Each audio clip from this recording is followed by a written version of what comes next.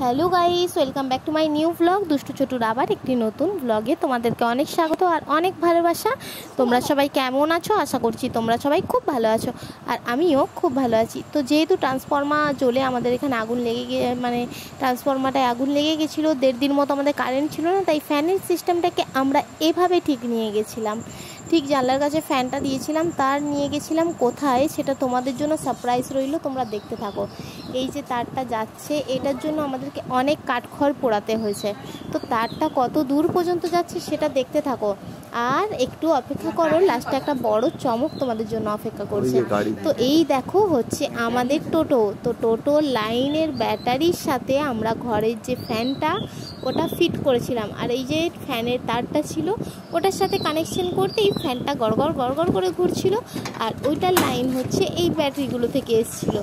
তো এই বুদ্ধিটা আমার বর মাথায় লাগিয়েছিল, আর যাই হোক মাথায় লাগিয়েছিল বলে সেদিনটা বাচ্চাগুলো একটু শান্তি মনে ঘুমাতে পেরেছিল।